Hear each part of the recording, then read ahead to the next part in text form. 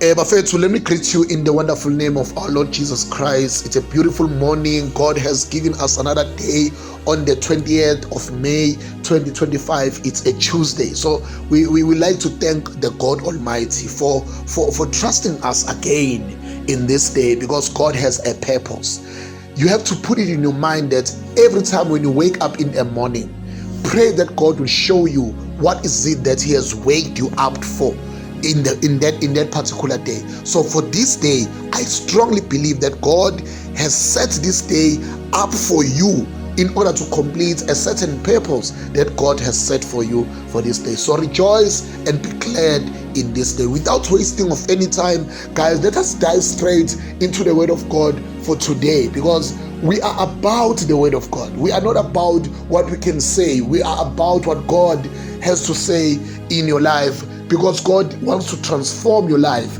And when God wants to transform you, the first thing that must be transformed is the mind. And the food for the mind are the words. And those words are the word of God. Let us look at the Word of God in John chapter number 15, verse number 7.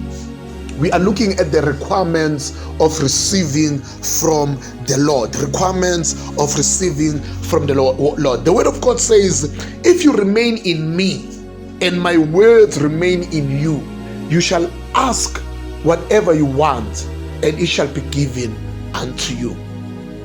If you abide in me and my words abide in you, you shall ask whatever you need, whatever you want, and it shall be given unto you. When you look at the TPT version, it says, but if you live in life union with me, and if my words live powerfully within you, then you ask whatever you desire, and it will be done for you. Let me repeat TPT, because it gives a little bit sense of what is it. Dive a little bit deeper to what is it that God is saying on this word. It says, if you live in life union with me and my words live powerfully within you, then you ask. That's a command.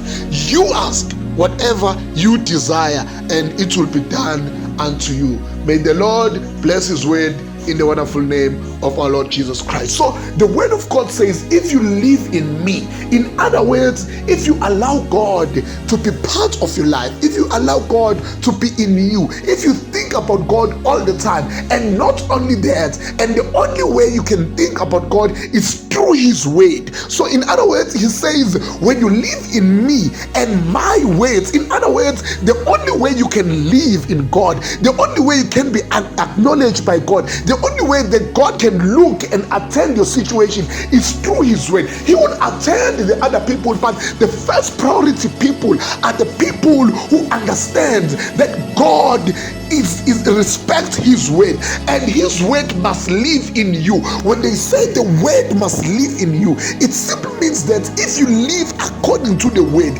if you respect the word of God in such a way that you are acting out, you are taking the word of God into action, you are making the word of God your bread, you are living according to the word, then God says He doesn't have a choice but to look at you and respond to whatever you will be speaking, because God is happy through His word. So if His word is respected, if His word is taken into action, if His word is taken into consideration, then God has no choice but to attend your situation.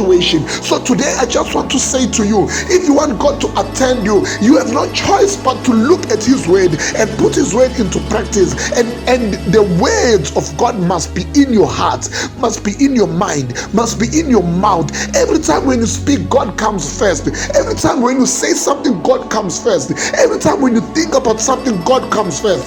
Then by so doing, you'll be making God to have no choice but to attend your situation.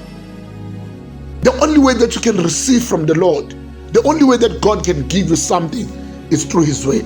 So if you respect the word of God, if you take the word of God seriously, then you'll see the change in your life. If you remain in me and my words live powerfully in you, ask whatever you want and it shall be granted unto you. May God bless you.